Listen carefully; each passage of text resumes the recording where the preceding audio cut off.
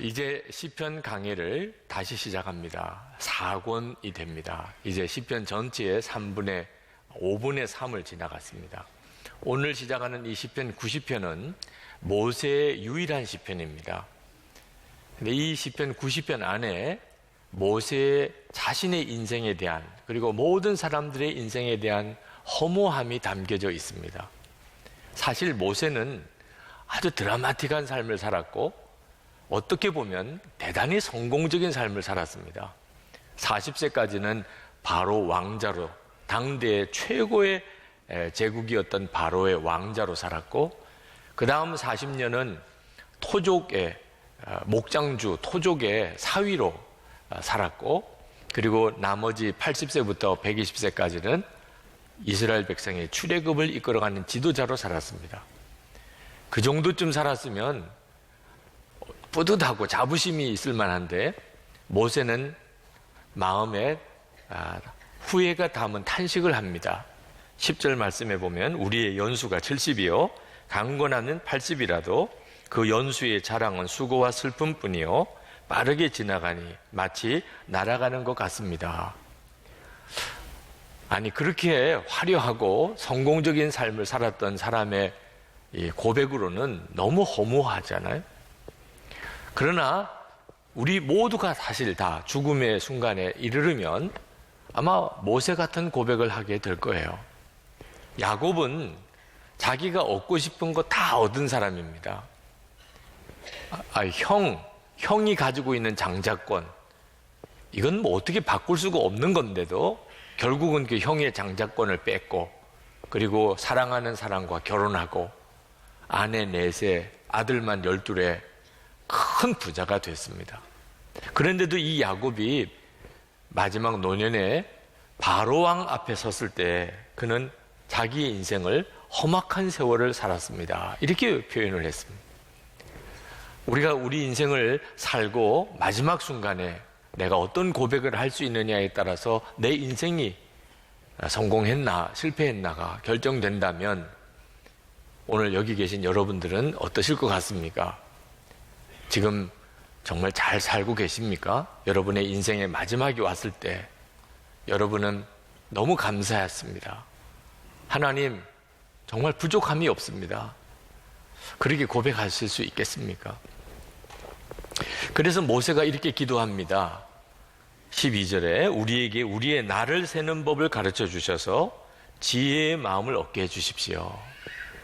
지금 무슨 내용이냐면, 자기 나이를 제대로 알고 앞으로 몇 년 더 살지 좀 깨우쳐 주십시오 라는 뜻인데, 아니, 이게 꼭 하나님께 기도해야 될 문제입니까? 여러분의 나이가 몇 살인지 하나님께 물어봐야 됩니까? 여러분 얼마나 더 살게 될지 하나님께 꼭 물어봐야 합니까? 여러분 혹시 한 30년, 40년, 우리 한국 사람 평균 수명만 알면 대략 몇 년쯤 더 살 거라는 게 나오죠. 그런데 실제로 우리가 사람들이 사는 걸 보면 모세가 이렇게 기도할 만해요. 자기 나이를 몰라요. 셰익스피어가 사람마다 자기 나이를 바로 세는 사람이 없다고 그랬는데, 실제로 자기 나이를 제대로 알고 사는 사람 거의 없어요. 중학교, 고등학교 아이들은요, 꼭 자기 나이보다 더 든 사람으로 대접받기 원해요. 30쯤 지나고 나면요, 꼭 자기 나이보다 덜 평가받고 싶어 해요. 사람들이 자기 나이대로 살지를 않습니다. 남은 세월에 대해서는 더 그래요. 여러분, 한 30년 내가 더 살겠다. 나는 한 40년쯤 더 살겠다. 그러면 꽤 많이 사는 것 같습니까? 여러분, 지금까지 살아왔던 세월을 한번 뒤돌아 보세요. 정말 눈 깜빡하는 순간에 이렇게 됐잖아요. 엊그제 초등학생이었잖아요. 어제 중고등학생이었잖아요. 그런데 지금 거울 보면 웬 아저씨와 아줌마가 이렇게 서 있나 말이에요. 눈 한 번 깜빡하니까 벌써 이렇게 됐잖아요. 30년, 한 40년 더 살 것 같아. 그 눈 한 번 깜빡하면 그렇게 돼버립니다. 그걸 모른다는 거예요. 모세가 실제로 자기도 그렇고 사람들을 보니까 자기 나를 셀 줄을 모른다는 거예요. 그래서 다 후회가 많은 삶을 산다는 거죠. 여러분, 터키의 시인이었던 나짐 히크메트의 이야기를 몇 번 인용도 해드렸는데, 그 인간에게, 신이 볼 때 인간에게 가장 놀라운 일이 뭡니까? 그랬더니 신이 대답을 합니다. 어린 시절이 지루하다고 서둘러서 어른이 되는 것, 그리고는 다시 어린 시절로 되돌아가기를 갈망하는 것, 돈을 벌기 위해 건강을 잃어버리는 것, 그리고는 건강을 되찾기 위해 돈을 다 잃는 것, 미래를 염려하느라 현재를 놓쳐버리는 것, 그리하여 결국 현재에도 미래에도 살지 못하는 것, 결코 죽지 않을 것처럼 사는 것, 그리고는 결코 살아본 적이 없는 듯 무의미하게 죽는 것이다. 실제로 여러분의 삶을 그대로 말하고 있는 거 아닙니까? 자기 나를 셀 줄 몰라요. 한 번은 공영방송에서 14세부터 73세까지 우리 한국의 성인 남녀 1200명을 설문조사해서 그것을 발표한 적이 있는데, 무슨 조사냐 하면 당신이 뭘 후회하고 있습니까? 우리 전 국민이 가지고 있는 제일 큰 후회가 뭔지 아십니까? 공부 열심히 할 걸. 그거래요. 공부 열심히 할 것. 이거 다 후회하고 있대요. 어린아이들, 학생들이 참 몰라도 한참 모르는 거죠. 그런데 후회하는 것이 그거 말고도 몇 가지가 더 있더라고요. 돈 모아 집 사둘 걸, 땅 좀 사둘 걸, 부모님께 잘할 걸, 욕 배우지 말 걸, 그 회사 그냥 다닐 걸, 뭐 여러 항목들이 있더래요. 흥미로운 것은 20대부터 40대까지 남자들 그 항목 중에 이런 부분이 나옵니다. 그때 그 여자 잡을 걸. 네. 근데 여자분들은 전 연령에 걸쳐서 나오는 것이 이 남자와 결혼하지 말 걸. 그런데 참 정말 신기한 것이 40대 남자 설문부터는 내가 아내에게 못할 짓을 했다, 이런 후회가 나오기 시작하고, 50대부터는 그때 그 여자 잡을 걸 이란 대답은 없어지고, 70대 남자 가장 후회하는 일은 아내 눈에 눈물 나게 한 것이다, 이렇게 대답이 나온대요. 남자들도 철이 듭니다. 네. 아닌 것 같아도 다 철이 들어요. 네. 그런데 진짜 후회는 못 찾아보겠더라고요. 제가 관심 있게 자료를 보면서 진짜 후회해야 될 것들이 안 나와요, 아직도. 여러분, 우리가 정말 후회해야 될 것, 두려울 정도예요. 그런 후회를 가지고 만들고 살아요, 그런 후회거리를. 그게 뭐냐면 은밀히 죄를 짓는 겁니다. 사람 안 본다고 이렇게 저렇게 죄 짓고 사는 겁니다. 하나님 만났을 때, 그때 내 모든 죄 다 드러날 때, 이건 정말 까무러칠 일입니다. 우리가 다 그런 인생을 살아요. 이게 얼마나 두려운 일인지 모릅니다. 7절부터 9절까지 말씀에 이렇게 말씀합니다. 주님께서 노하시면 우리는 사라지고, 주님께서 노하시면 우리는 소스라치게 놀랍니다. 주님께서 우리 죄를 주님 앞에 들추어 내놓으시니 우리의 숨은 죄가 주님 앞에 환히 드러납니다. 주님께서 노하시면 우리 일생은 사그러지고 우리의 한평생은 한숨처럼 쓰러지고 맙니다. 은밀한 죄 짓고 사는, 자기 세월을 계산할 줄 모르기 때문에 그렇습니다. 이렇게 살아도 되는 줄, 무슨 일이 눈앞에 다가오는지를 전혀 생각을 못하는 거죠.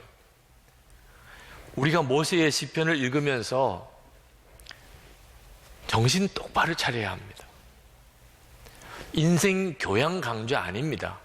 뭐 TV에서도 하고 대학에서도 인생에 대해서 교양 강좌가 있습니다만 그런 정도로 생각하시면 안 됩니다. 시편 90편에서 모세가 말하려고 했던 일, 그건 우리 인생의 심각한 문제입니다. 누구나 죽을 때가 되면 인생의 후회가 남습니다. 그러나 후회 정도가 아닙니다. 극한 두려움이 남습니다. 죽는 순간이 눈앞에 다가오면 극한 두려움이 옵니다. 하나님 바라보고 살지 않았기 때문입니다. 하나님 바라보고 살지 않은 인생은 마지막 순간에 하나님을 만나는 것이 얼마나 두려운지 모릅니다. 여러분, 이것을 꼭 죽을 때 가서 깨달으면 큰일입니다. 그래서 시편 90편을 기록한 거예요. 성경에 담아 놓은 겁니다. 지금 깨달아야 되니까. 지금 눈이 뜨여야 하니까 말이에요. 모세는 이 시편 90편을 1절을 이렇게 시작합니다. 하나님을 바라봐요. 주님은 대대로 우리의 거처이셨습니다. 산들이 생기기 전에, 땅과 세계가 생기기 전에, 영원부터 영원까지 주님은 하나님이십니다. 하나님을 바라보는 눈이 뜨여야 비로소 인생을 알게 돼요. 내 인생이 잘 사는 건지 못 사는 건지, 내가 지금 바로 사는 건지 잘못 사는 건지 비로소 알게 됩니다. 3절 4절에 주님께서는 사람을 뒷걸로 돌아가게 하시고 죽을 인생들아 돌아가거라 하고 말씀하십니다. 주님 앞에서는 1000년도 지나간 어제와 같고 밤의 한순간과도 같습니다. 여러분, 인생이 이처럼 아침에 피었다가 저녁에 져버리는 풀꽃과 같다는 사실을 아셔야 돼요. 지금 여러분들이 살아가는 인생이 얼마나 짧으며 얼마나 허무하며, 그리고 마지막 순간에는 하나님 앞에 여러분의 인생을 심판받아야 한다는 사실을 알아야 합니다. 이것이 지혜예요. 지금 깨닫지 못하면 큰일입니다. 사람들은 자기의 얼굴이 이목구비가 뚜렷해지기를 원해요. 피부가 뽀얗기를 원합니다. 머리에 숱이 많기를 원해요. 이는 아주 새하얀 이가 되기를 원합니다. 큰 집을 갖고 싶어 하고, 그리고 큰 차를 사고 싶어 합니다. 다 광고 때문이에요. 광고에서 은혜 받고 있는 거예요. 그게 인생에 정말 중요하다고 생각하니까 그렇습니다. 근데 여러분, 장례식 가봐요. 고인의 치아가 휘었습니다. 고인은 숱이 많았습니다. 이런 이야기 없습니다. 고인이 얼마나 선했는지, 그가 얼마나 정이 많았는지, 그가 얼마나 사랑이 많았는지만 이야기해요. 우리 인생에 진짜 중요한 건 그거라는 거예요. 여러분, 정말 광고 보고 살면 안 됩니다. 하나님 바라봐야 돼요. 하나님 바라봐야 지금 내 인생에 정말 중요한 게 뭔지, 나는 바로 사는지를 알게 됩니다. 여러분, 여러분의 인생은 하나님에게 배워야 됩니다. 남은 세월 몇 년 남았냐, 이것 구하라는 거 아니에요. 하나님 앞에 저 30년 남았습니까? 40년 남았습니까? 그 연수는 중요하지 않아요. 어떻게 사느냐 하는 겁니다. 1년을 살아도 어떻게 사느냐 하는 것. 이것이 바로 세월을 계산하는 법을 배우는 겁니다. 하나님을 바라본 모세는 이렇게 고백합니다. 시편 90편 1절에 주님은 대대로 우리의 거처이셨습니다. 여러분, 가장 지혜롭게 사는 삶은 주님 안에 사는 삶이에요. 사실 이스라엘 백성들은 430년 동안이나 애굽에서 살았습니다. 40년 동안 광야에서 살았습니다. 근데 모세가 깨닫기를, 애굽에서 살았던, 광야에서 살았던, 근본적으로는, 본질적으로는 하나님 안에서 살았구나. 그걸 깨달은 거예요. 여러분, 예수를 믿고 우리가 받은 참 놀라운 축복이, 어떻게 살든 어디서 살든 우리는 예수님 안에서 사는 겁니다. 많은 분들이 해외에 나가거나 지방으로 이사를 갈 때 기도 부탁을 해오세요. 마음 한쪽으로는 두려움이 있습니다. 새로운 곳에 가서 잘 살 수 있을까?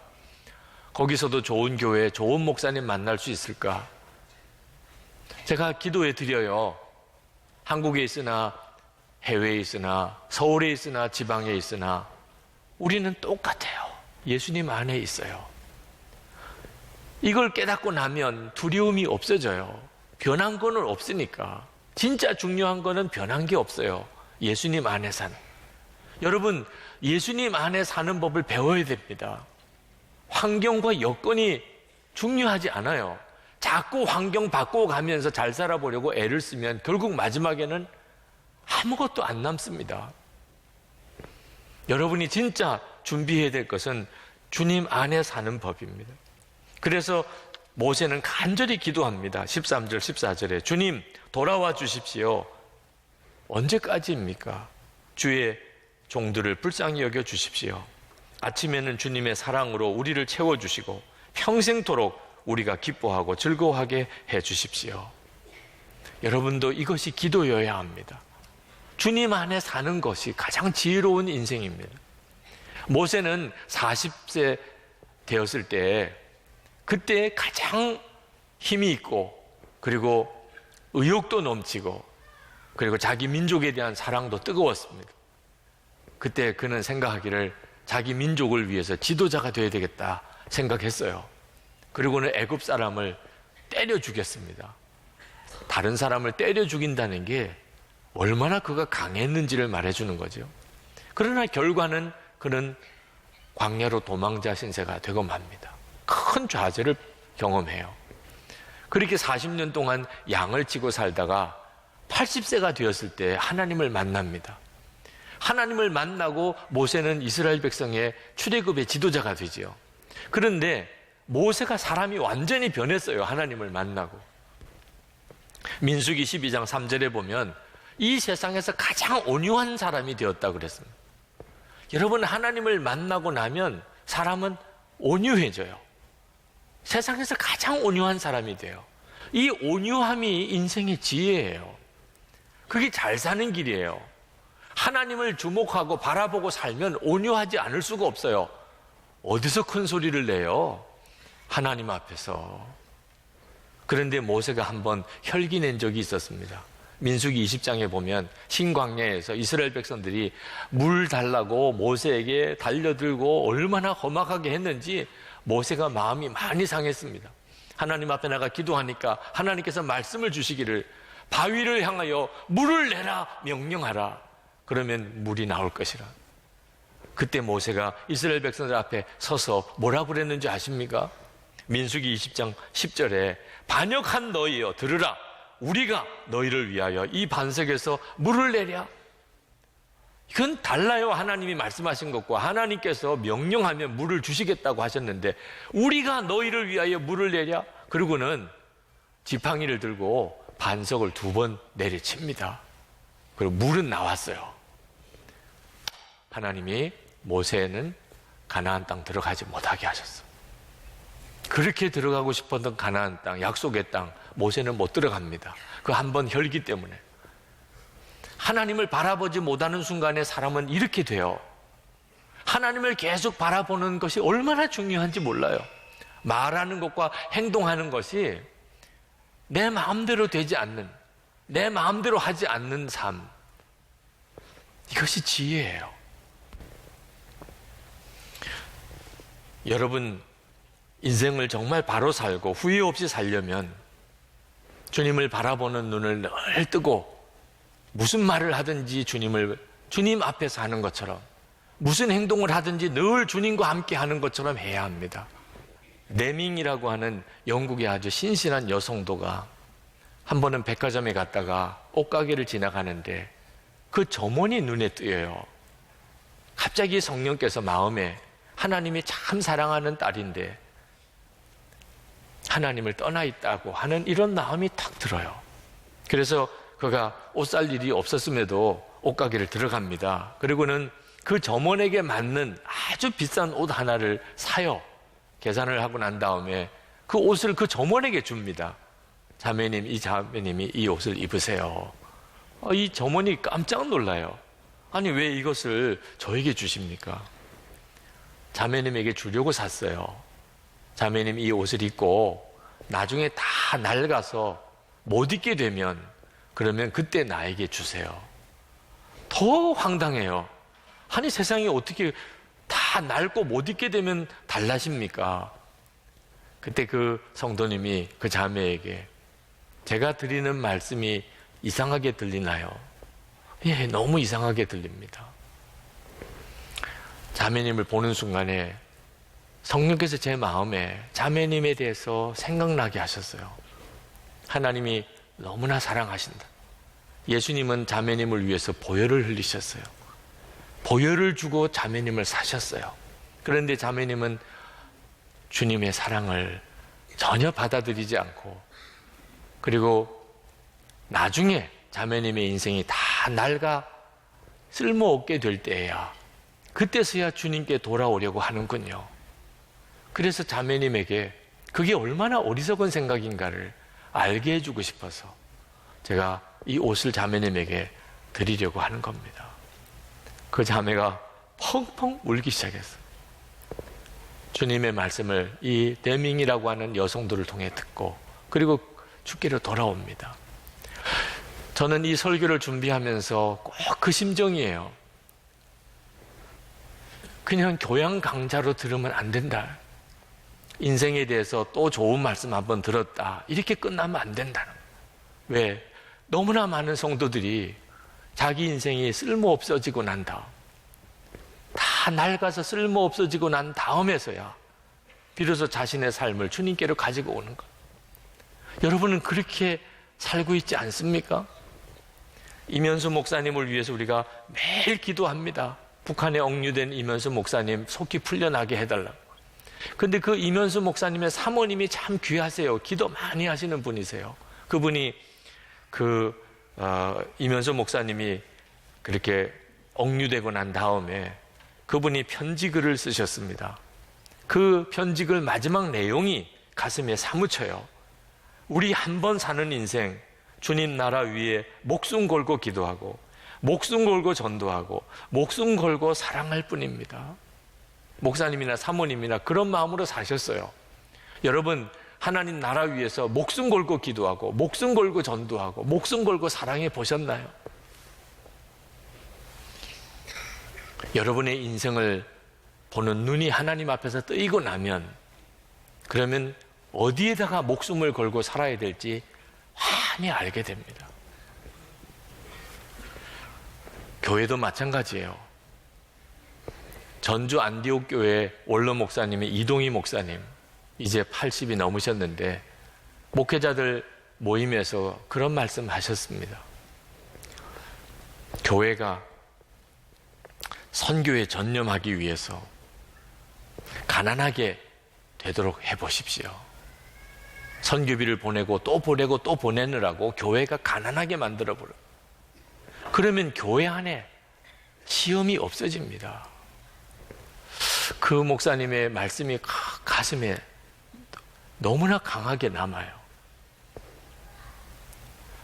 선교에 전념하기 위해서 교회가 가난하게 되게 하면 교회에 싸울 일이 없어요. 시험거리도 없어집니다.